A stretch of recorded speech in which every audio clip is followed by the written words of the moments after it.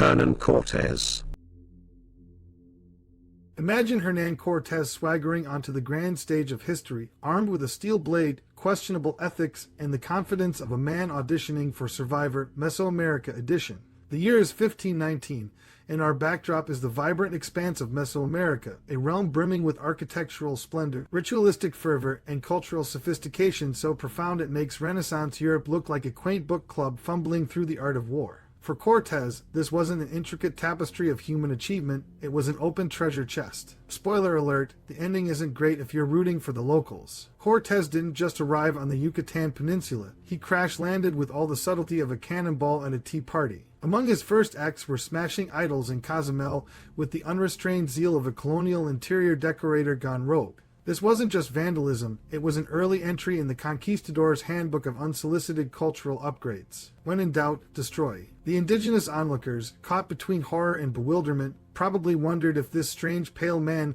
was a god, a lunatic, or perhaps both. Enter Lin-Che, translator, tactician, and the most enigmatic PR manager in history. A woman of breathtaking pragmatism, she served as Cortés's bridge between the old world and the Nahua. Was she a traitor, a survivor, or merely a figure with more layers than an Aztec codex? Lin-Che and Cortés formed a partnership that was as unlikely as it was impactful. Their offspring, Margan, became the living metaphor for their work, half collision, half collaboration, wholly complex. Welcome to the Columbian Exchange, where history decides to try remixing culture. Cortés's conquest wasn't just about toppling empires, it was the dawn of history's ultimate swap meet. Europe traded potatoes, tomatoes, and chocolate for horses, pigs, and smallpox, the microbial equivalent of an unsolicited house guest that overstays its welcome.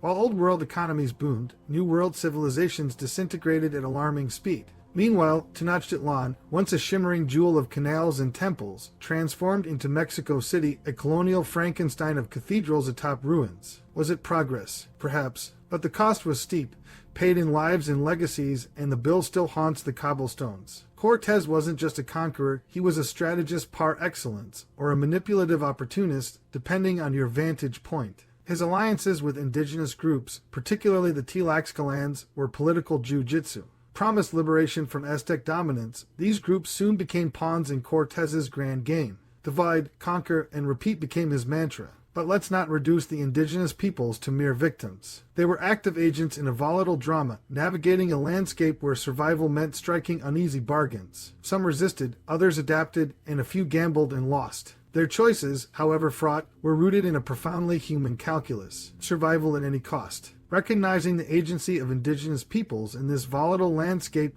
is not just a matter of historical accuracy, but a way of showing them the respect they deserve. Fast forward to today, and Cortés's shadow looms large. His legacy isn't just the ruins of Tenochtitlan, but the legal, economic, and religious systems he helped seed that fueled centuries of exploitation. His ideological armor, the conquistador's prototype of manifest destiny, found reincarnation in empires from London to Washington. Yet, history has a knack for resilience. Indigenous cultures, though battered, adapted and endured, fusing old traditions with new influences. Latin America's mestizo identity, born of conquest and contradiction, is a living testament to the enduring power of synthesis. It seems history is less a clean narrative and more a kaleidoscope. It's beautiful, messy, and utterly resistant to simplification. The mestizo identity is a reassuring reminder that new and vibrant cultures can emerge even in the face of great upheaval. Cortés forces us to ask, is progress ever pure? Or does it always demand collateral damage? For all its brutality, his conquest left a legacy of resilience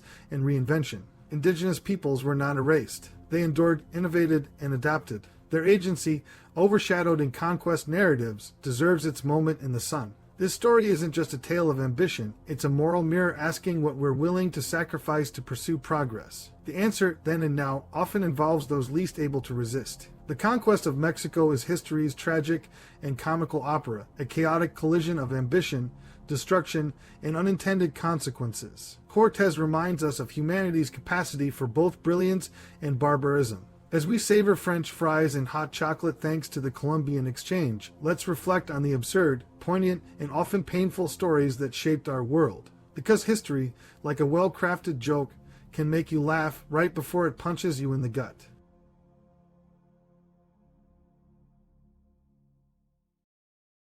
So, you've subjected yourself to a portion of the RPTM podcast.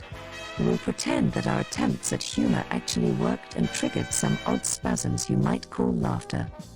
If, by some inexplicable twist of fate, you found this clip mildly less torturous than anticipated, consider bestowing upon us the sacred thumbs-up gesture.